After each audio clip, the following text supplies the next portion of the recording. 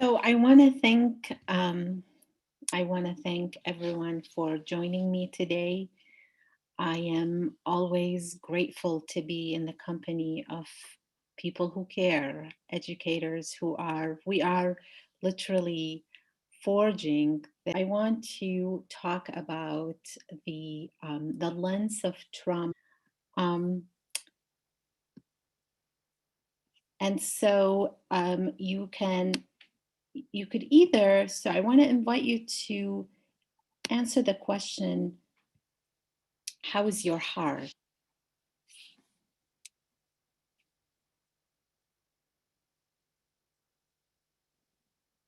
Thank you, Ken. Intentional to give time to the question of how is your being? How are you doing? How is your heart? When I ask the question, how is your heart? It is being intentional that we are more than intellect. And that when there is harmony from the neurobiology, when there is harmony between the heart and the brain, if you will, this is when we are thriving. This is when we can learn and engage and thrive. I ask the question because I want to know how you are, and I want us, the community, to see that we're not alone, that our hearts are feeling hope, but we're also feeling overwhelmed. And those are two realities that we are holding on to. And so let us begin talking about where we are, what's going on with our brain, with our well-being, and what are some of the things we could do about the current situation and moving forward.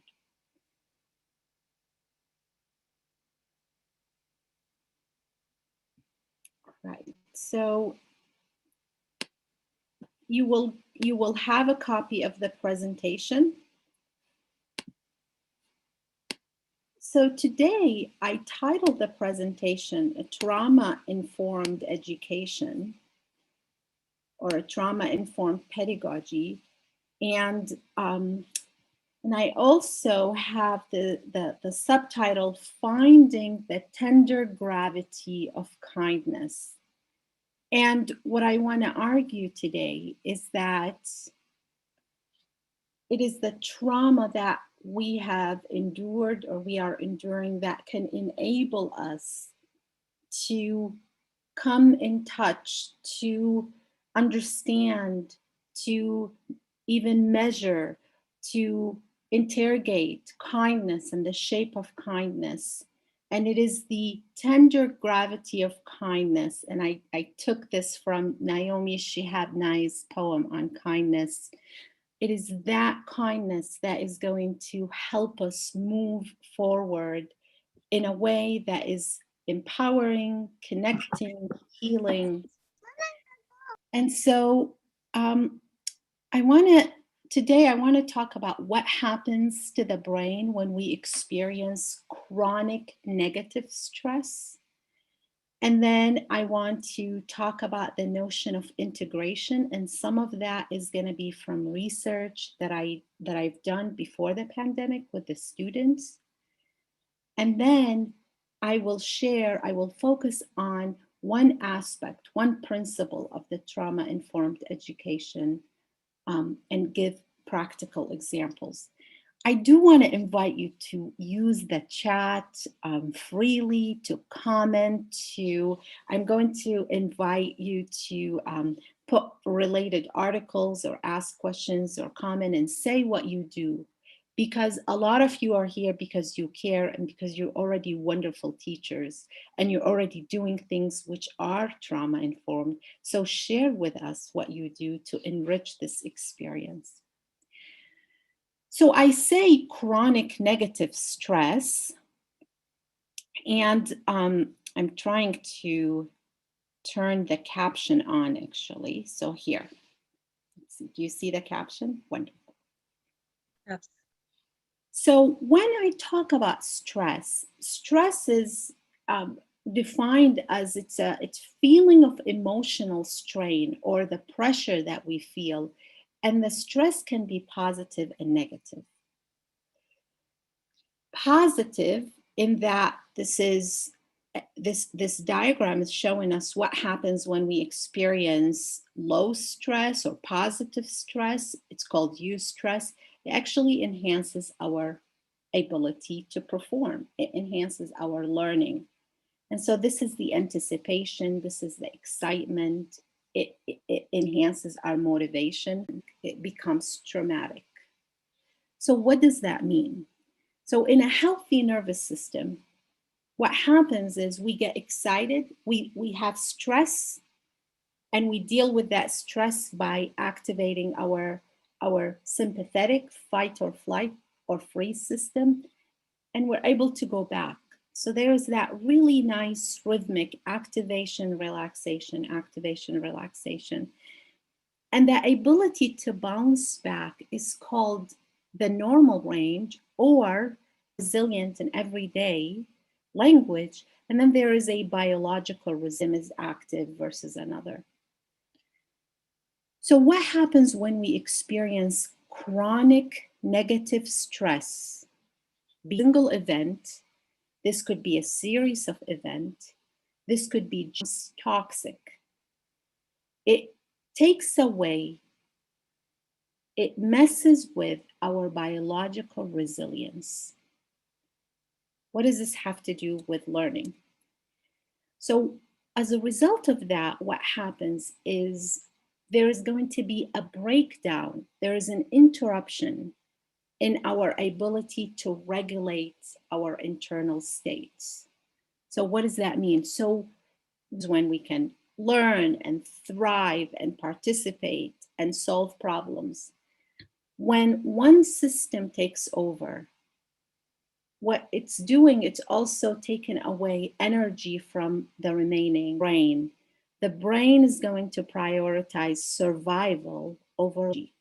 So there is a neuroscientist. He's an educator, Canadian, and it's in Psychology Today. And he writes this article explaining to parents, and they're not doing math.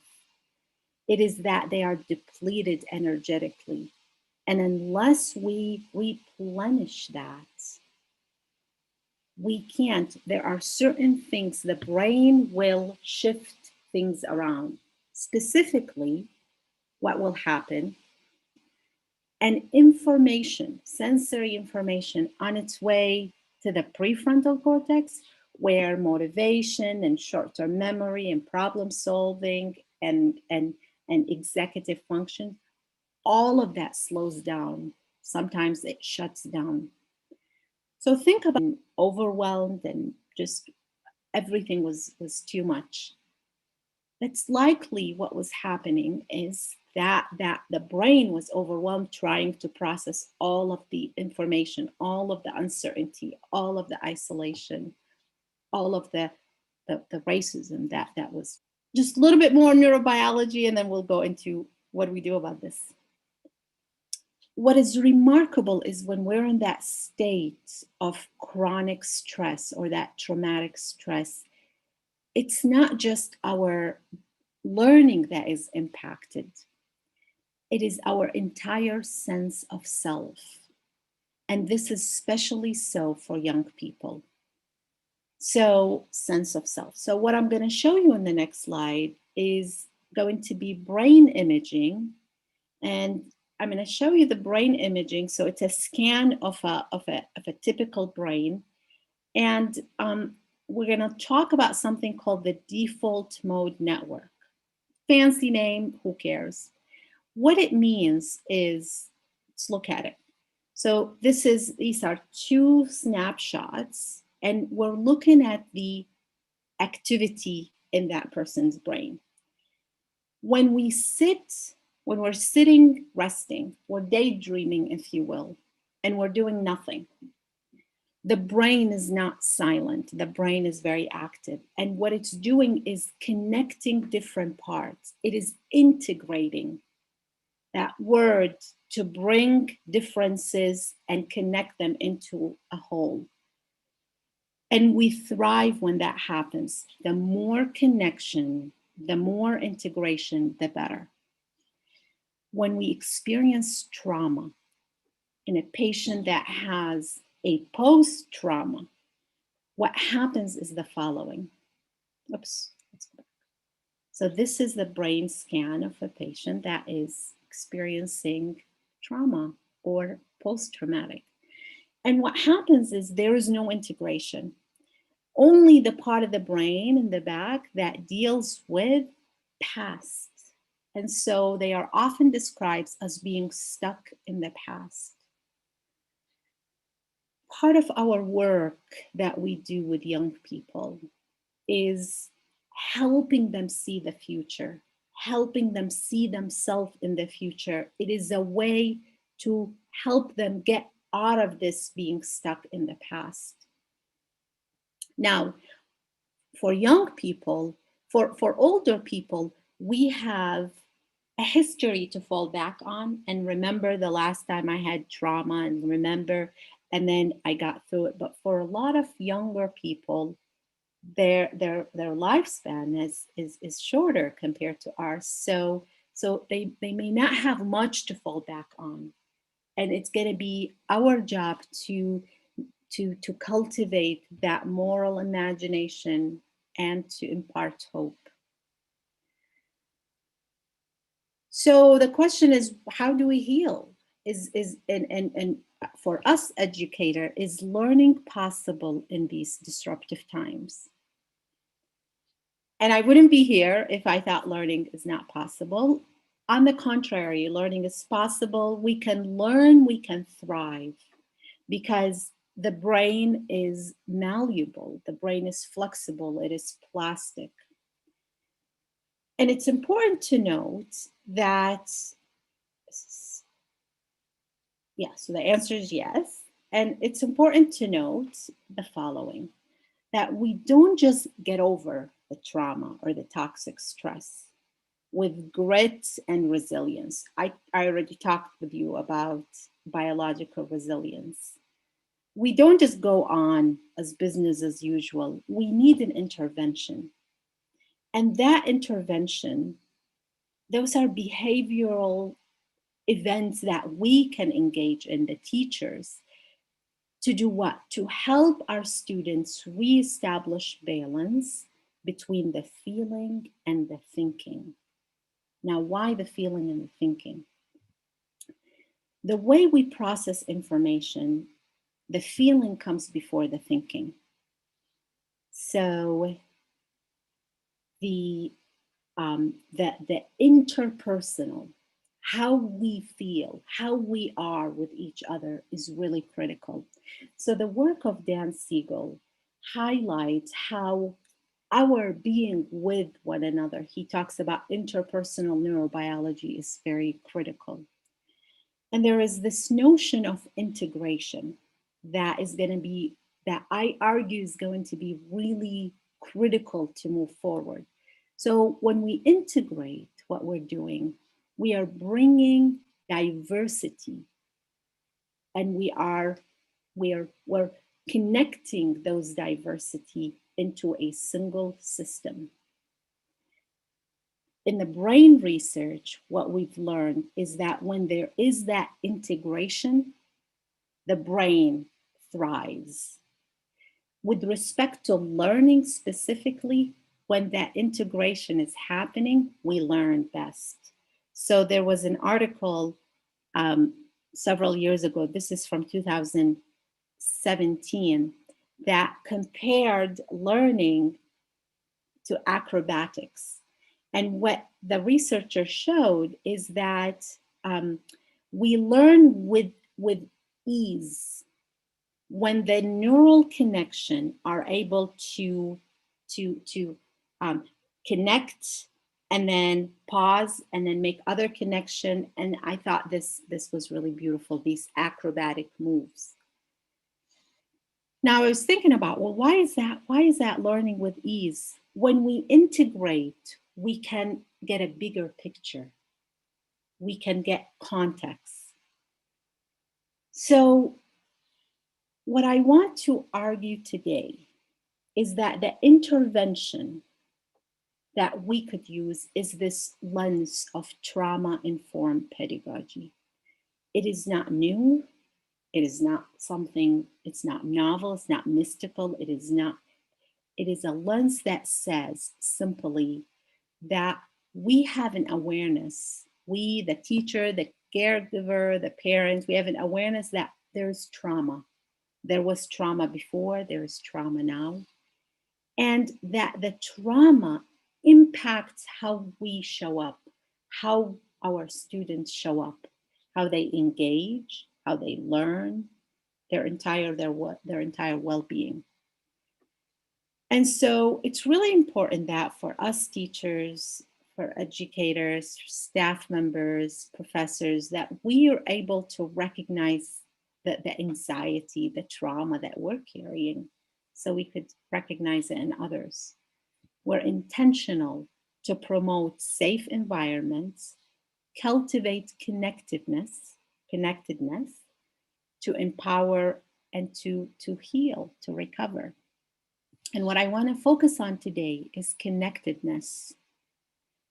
I usually have a slide about misconceptions with trauma-informed pedagogy, and I don't want to talk too much today, so I left that slide, and we could talk about it during the discussion.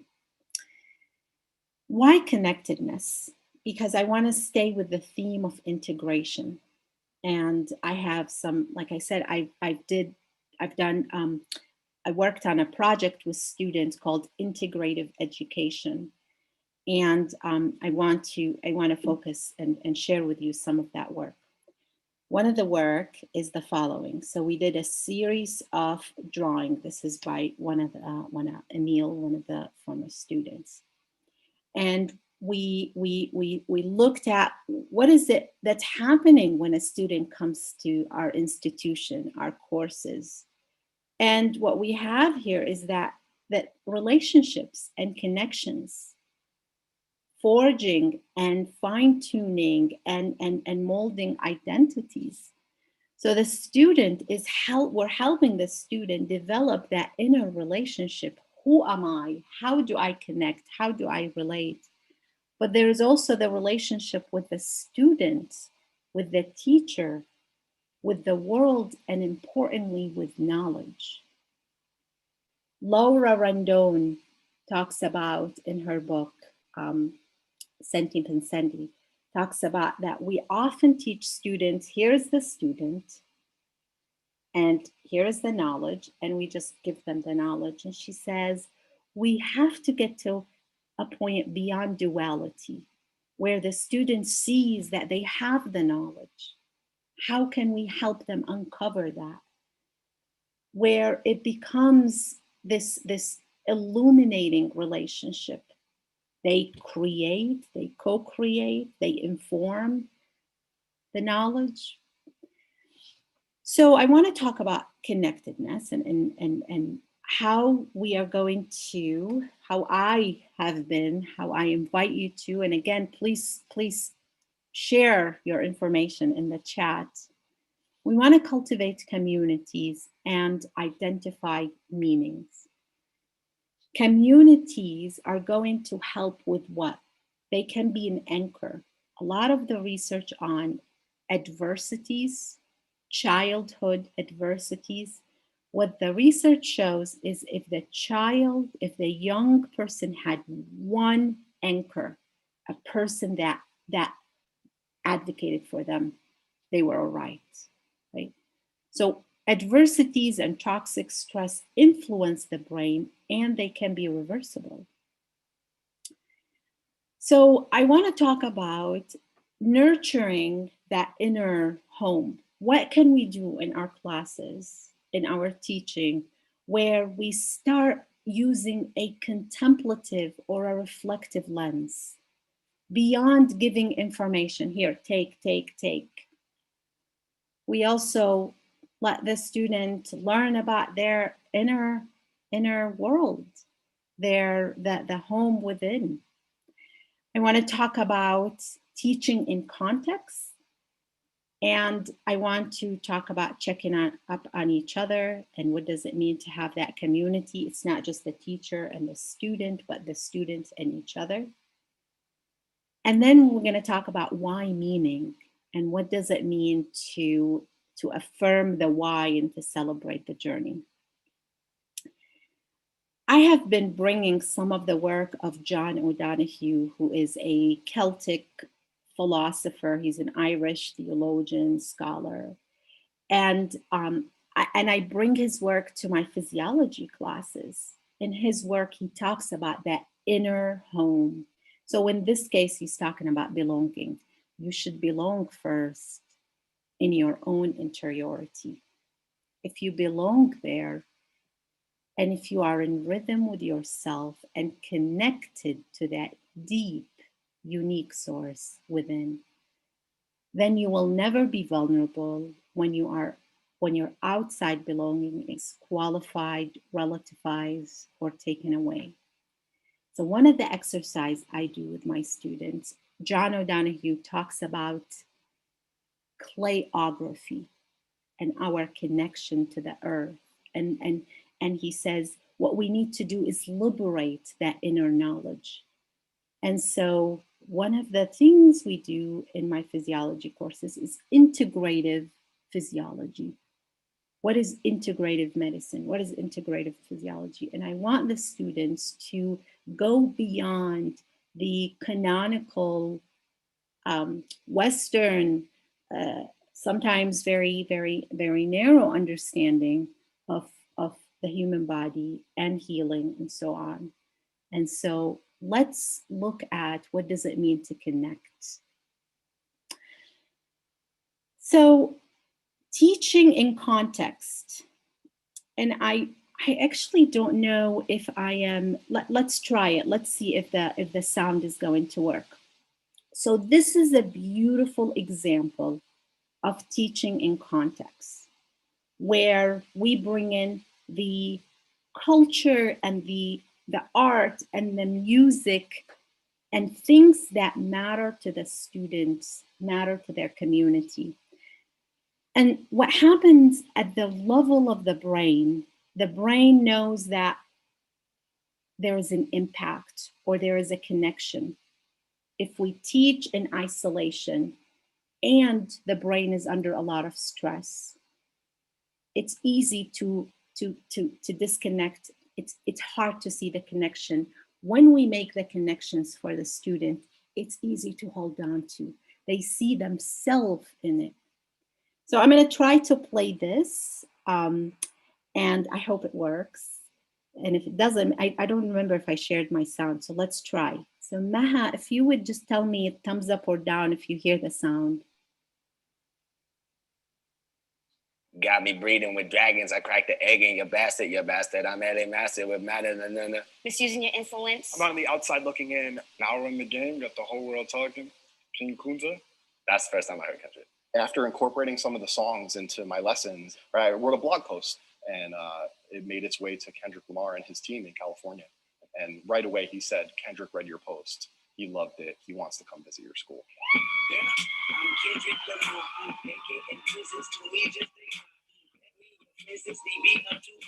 If our students and the demographics of our country are becoming more and more diverse, and our classrooms are more and more diverse, we have to start thinking about the nature of the canon and what we consider text and what we consider worthy of study. Oftentimes in schools, the authors that they study are canonical European authors. In other words, old dead white men. So to have Kendrick Lamar come here, not so much as a rapper or an MC, but as a writer, as an author, as someone who produces text, someone who produces literature, that's incredibly inspirational for students who look like him, but also anyone who's really engaged in the arts. I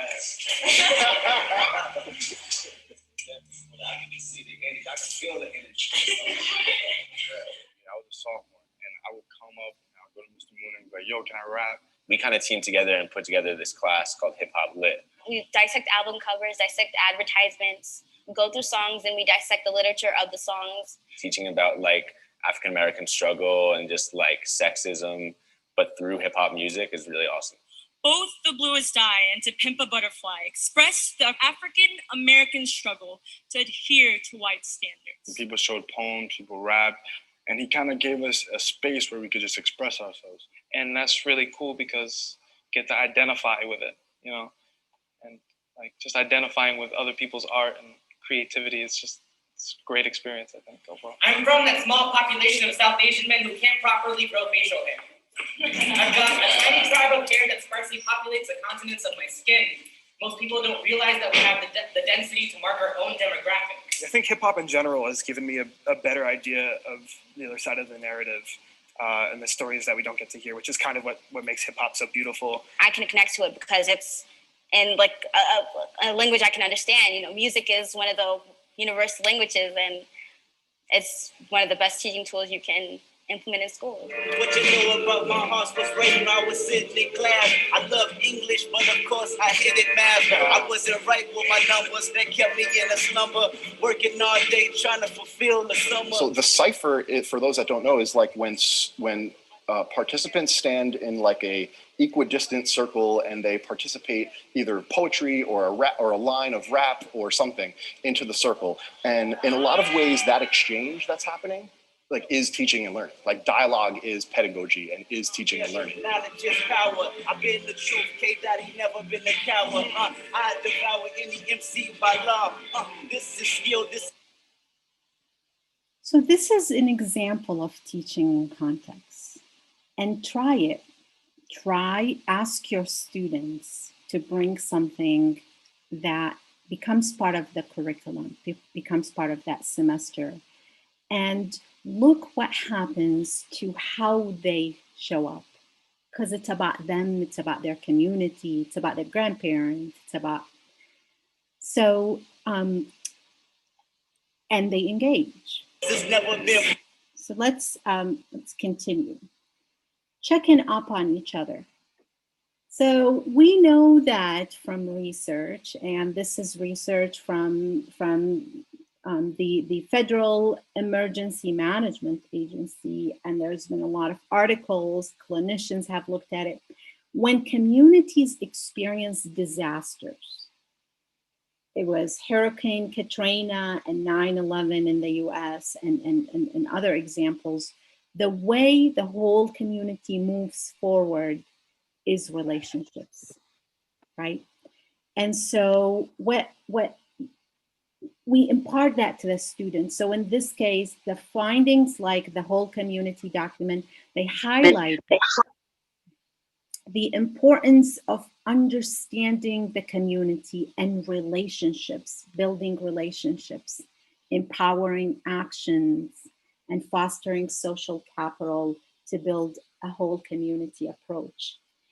What can we do in our classes? Make it part of the culture that it's not just a relationship that I, the professor, want to foster with the students, but students with each other.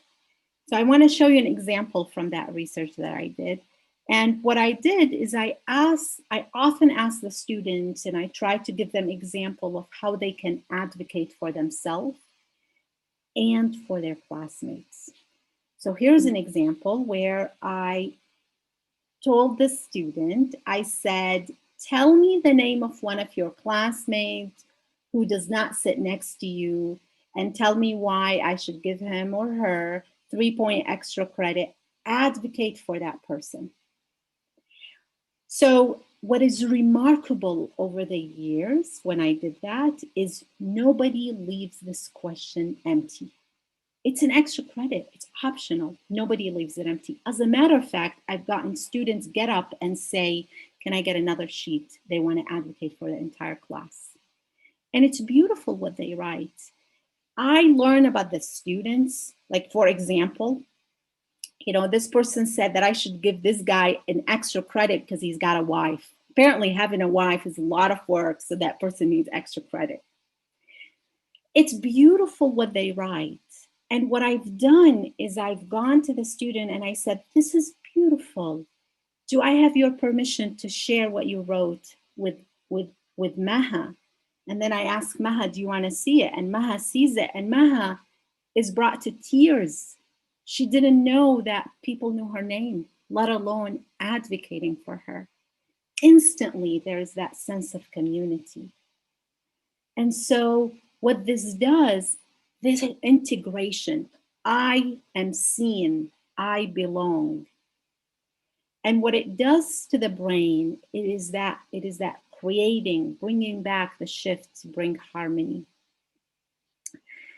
So establishing goal and meaning and purpose is really important, because when we're stuck in that feeling region of the brain, it becomes difficult to make the case that I need for the brain to invest in something, to invest energy in learning about geography or learning about literature. And so, so tragic optimism in psychology postulate what? Let's move away from toxic positivity. Everything's going to be okay. We don't know that. Things are really tough. We have the capacity to create meaning even in the midst of adversities. And it is that meaning that will make the case for the brain. There is a reason. I'm not wasting my energy. I could put. So what I want to say here is, let's use metacognition. We don't just tell the students to do the assignment, to do the reading, but let's spell out the why.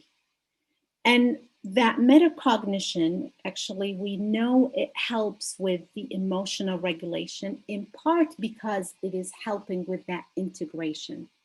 So in this case, the researcher showed that it improves plasticity with children, with middle school children.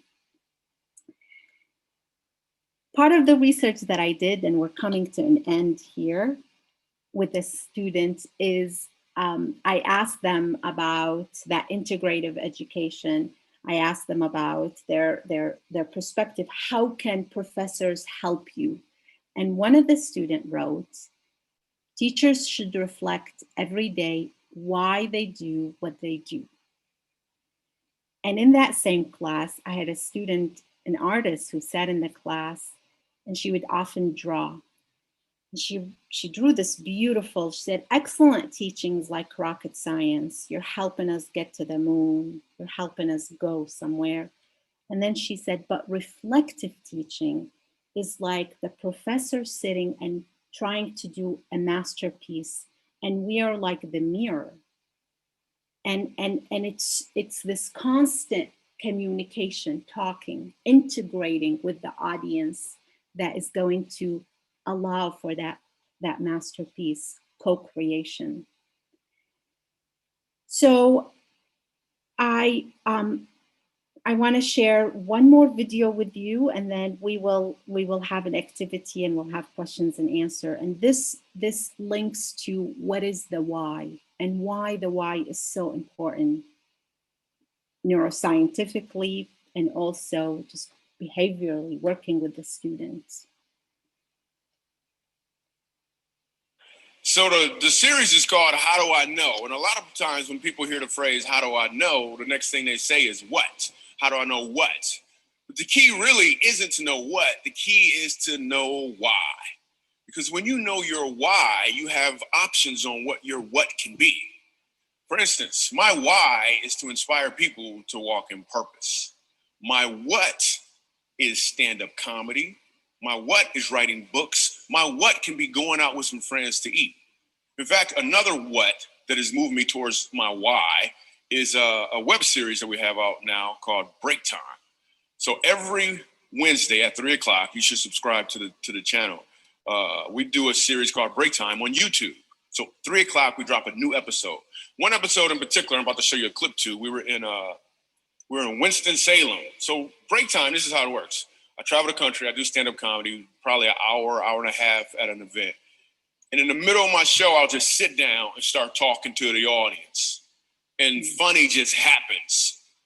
Or I'll meet somebody who's really interesting. So I met this one guy, and he said that he teaches music at a school. I was like, all right, you teach music, can you sing?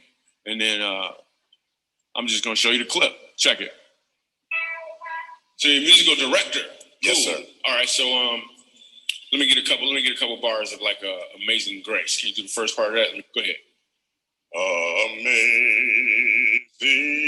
grace, How sweet the sound that saved a wretch like me. Wow. That bro could sing. You know what I'm saying? Now, what you give me the version is if your uncle just got out of jail, you got shot in the back when you was a kid. I'm just saying, let me see the hood version real quick. If you know which version I'm talking about, just see if that exists. Let me see what you got. Amazing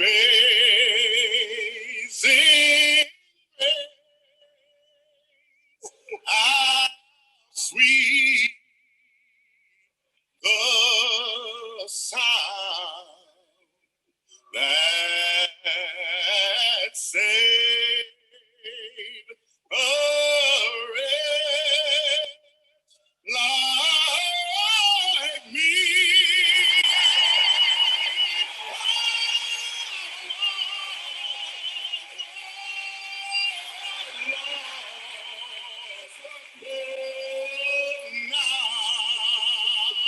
Right now I'm found, was blind, but now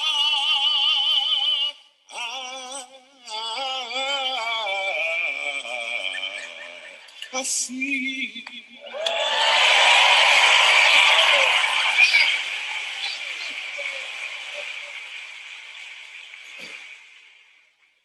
So here's the thing. The first time I asked him to sing, he knew what he was doing. The second time I asked him to sing, he knew why he was doing it. When you know your why, your what has more impact because you're walking in or towards your purpose.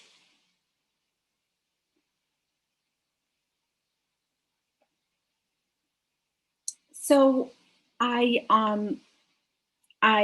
began really at the beginning of the pandemic. I started what I was hearing from students is this despair. This, does anything matter? Why are we doing what we're doing, and so on.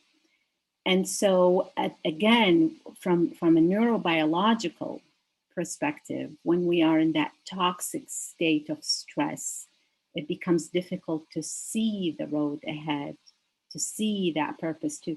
And so in the work that we do with the students, connecting it to the community, connecting it to themselves, connecting it to the world, becomes, we're helping them construct an argument why it matters. So I want to end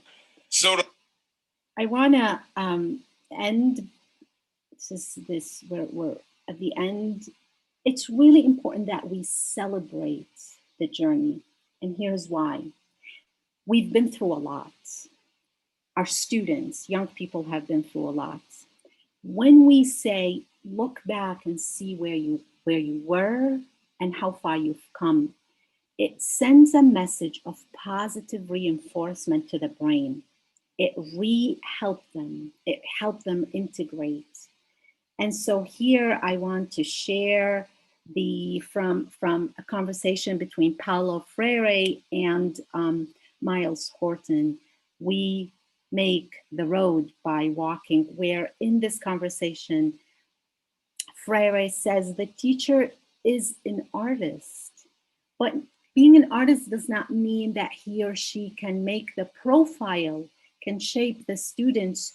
What the educator does in teaching is to make possible for the students to become themselves. And what I want to argue is that it is going to be what a lot of scholars and educators have talked about, this pedagogy of care, this pedagogy of kindness that we use to cultivate that integration so we could move forward. So I want to invite you to consider the following question: why kindness? And we're going to do another Menti. So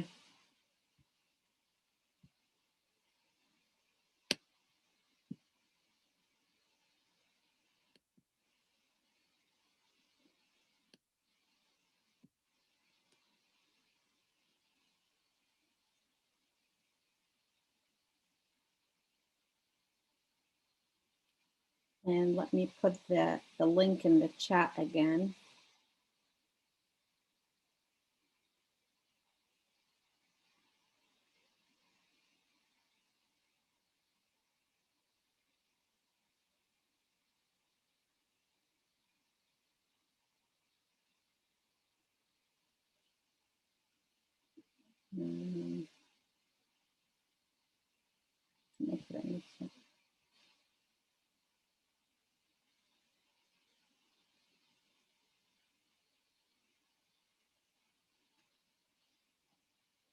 So it's the one common foundation for us as human, binding us together no matter what. It helps us build a bridge, not a barrier, because we may not know what the other person is going through. What goes around comes around. Kindness is humanity. Kindness may be the link between life and death. You cannot go wrong with kindness. It is always needed. We can share our humanity and encourage peace because human. So I'm going to stop right here, and I want to take questions and have a conversation. So thank you, everyone. Let's see, I'm going to stop sharing, and then you will have a chance to read what the community wrote, because let's see. Yes, because I will share the presentation with you. So thank you. Thank you so much, Mais. There have been so many enthusiastic comments in the chat throughout. People loved so many different parts of the session, and you're getting lots of hearts and thumbs up and applause. Would you like to manage like the questions, or do you want me to read out some questions? Right now it's all just thanks and love and wow and yeah. So let's yeah, if you could I think it might be faster if you help me with the questions. Sure. So if anyone has a question, please post like an asterisk before it so that I can recognize that it's a question, because right now it's all thank yous and enjoyment and enthusiasm. Which you can keep coming, by the way, just just that if you do have a question, or raise your hand, of course, if you'd like to ask it out loud. Yeah, the recording is already up on YouTube, so as soon as we're done, it will be there. Let me see if this is the link. I'll just put the link here again for people. You can feel free to share it with anyone at your institution or anywhere in the world, if on Facebook, Twitter, wherever you like. Okay, Jim Stoffer is asking, when can you come to do a PD for his small college? Tomorrow. No, I'm kidding. So yeah, so I love to work and meet new colleagues. So anytime. Katie Simpson's asking, do you have any suggestions for getting colleagues on board with this way of thinking? I don't have responsibility for the syllabus, but I love what you're saying. And actually, one of my colleagues from AUC just asked, can you please send this video to everyone in our institution so that everyone starts thinking of it? Yeah, so I think there are misconceptions about trauma-informed education. People often think, I'm not a therapist, I'm not a counselor. And it's important to clarify those misconceptions. And it's also important to meet people where they are. I think for a long time in the academy, and still now, emotions are not really welcome. They're not really, they're seen as the antithesis. So, and then right now we're asking to talk about feelings and emotions and love and kindness. And some people may not feel comfortable. And it's important to meet them where they are and to just, to help them see that this lens is not just helping the student, it's also helping us. It is this, it's not just that students are reintegrating, we are too. I think as you say that, I'm thinking the faculty are going through trauma. And so if Yes. you talk to them about the trauma they're experiencing before you even ask them how are they going to help their students through it, I think that helps a lot. Just recognizing that they're, like your latest article about education development with a trauma-informed lens, like because you're also a Center for Learning and Teaching director, and so that's okay.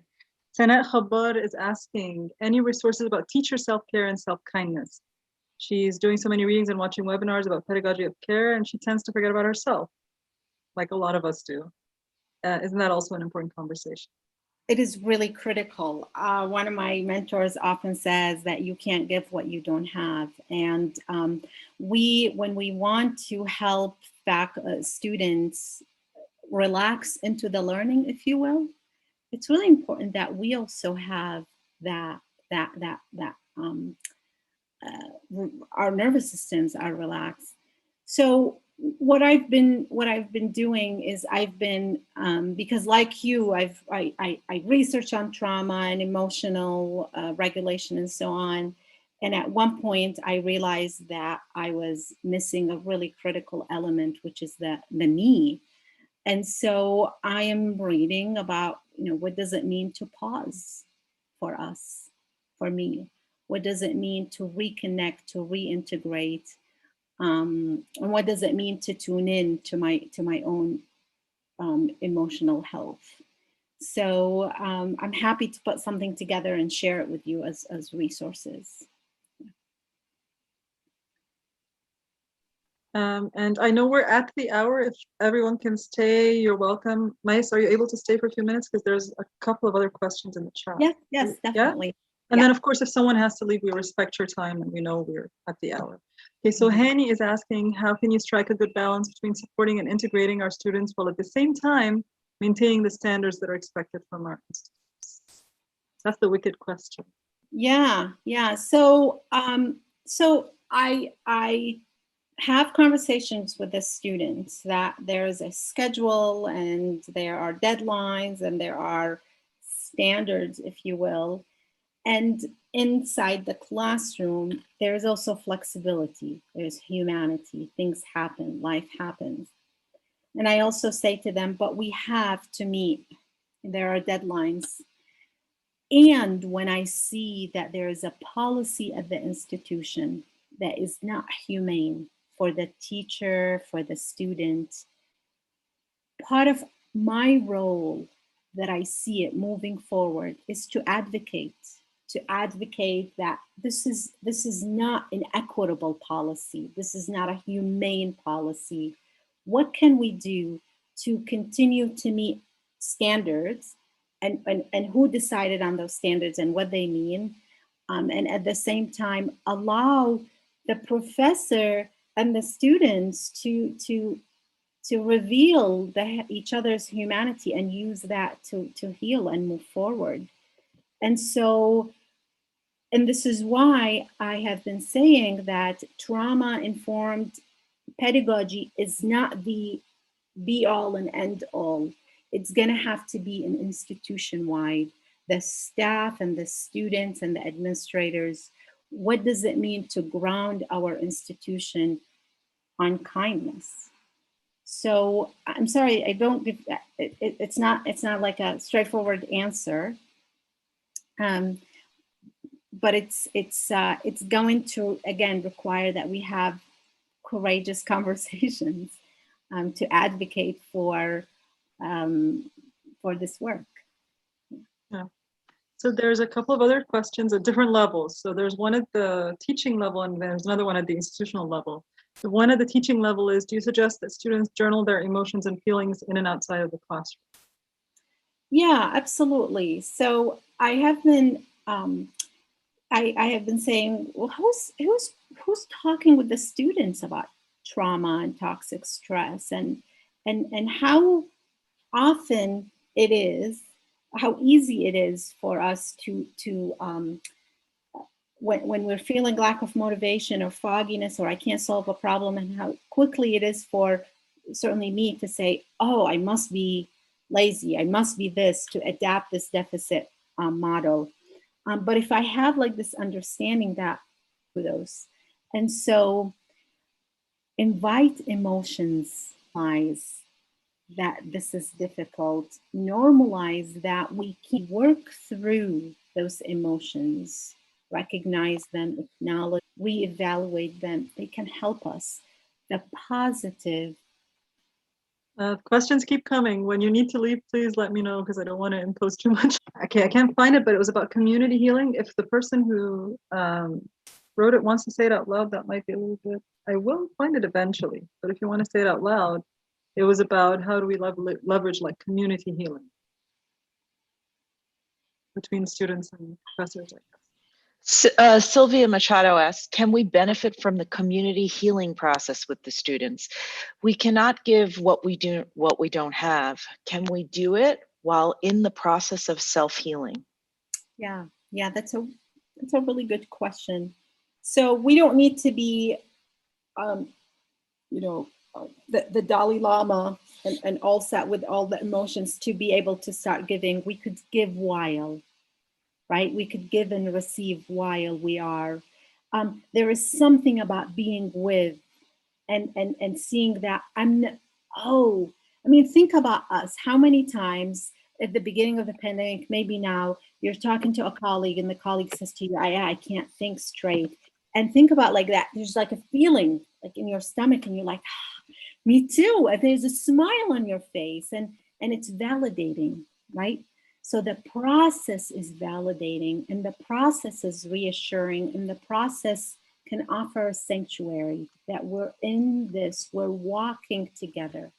So the community is really powerful, even when the example and why and how they heal. There's a couple of people talking around the idea of care appearing soft and leniency being taken advantage of by students.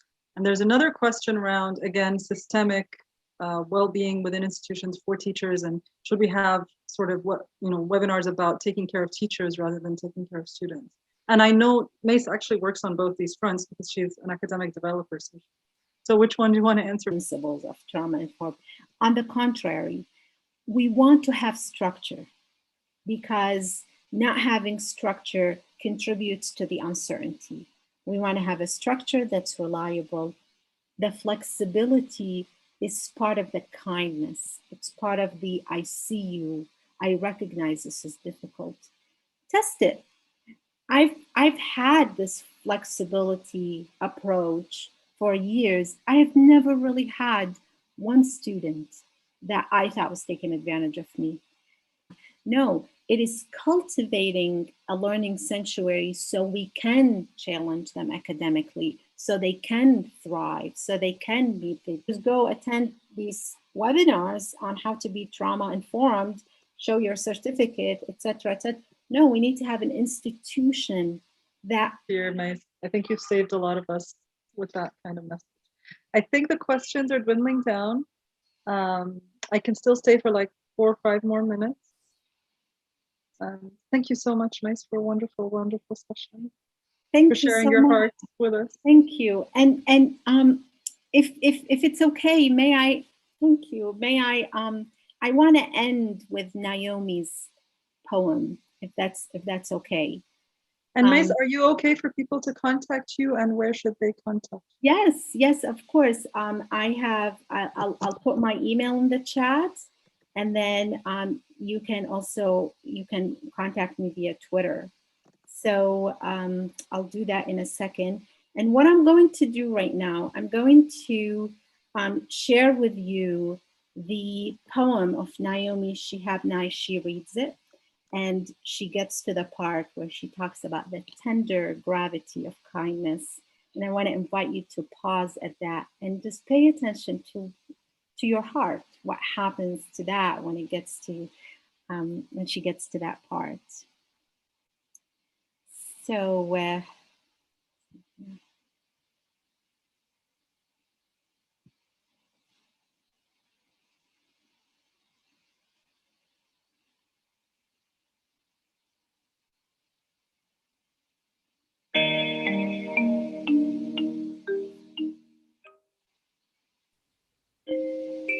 before you know what kindness really is, you must lose things, feel the future dissolve in a moment, like salt in a weakened broth. what you held in your hand, what you counted and carefully saved. All this must go, so you know how desolate the landscape can be between the regions of kindness, how you ride and ride, thinking the bus will never stop. The passengers eating maize and chicken will stare out the window forever. Before you learn the tender gravity of kindness, you must travel where the Indian in a white poncho lies dead by the side of the road. You must see how this could be you, how he too was someone who journeyed through the night with plans and the simple breath that kept him alive. Before you know kindness as the deepest thing inside, you must know sorrow as the other deepest thing. You must wake up with sorrow. You must speak to it till your voice catches the thread of all sorrows and you see the size of the cloth. Then it is only kindness that makes sense anymore. Only kindness that ties your shoes and sends you out into the day to gaze at bread. Only kindness that raises its head from the crowd of the world to say, "It is I you have been looking for," and then goes with you everywhere, like a shadow or a friend.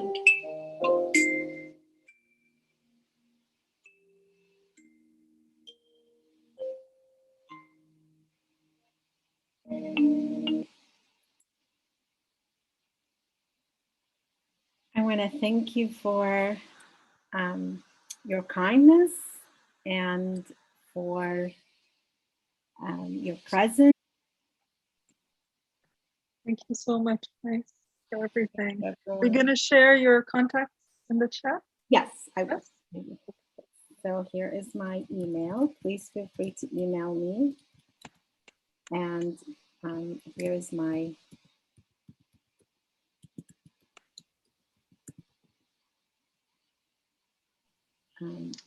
Thanks so much, Maze. I just want to say it out loud. Thank you. Anyone else feel free to unmute and say it out loud too. So what I'm going to I'm going to keep journaling. I said, what? It's amazing. Yes, I am. You know, it's great when our children learn lessons. It's not just for home, and it makes a better environment for him at school as well, too. Yeah. And so again, thank you so much, Dr. Mays. I appreciate it. And this was just awesome. Yes, thank you so much. Thank you for your As a rising teacher, I mean, this is a lot of information that I'm going to have tucked under my belt. I'm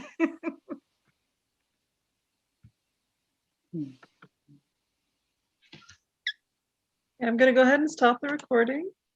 Thank you.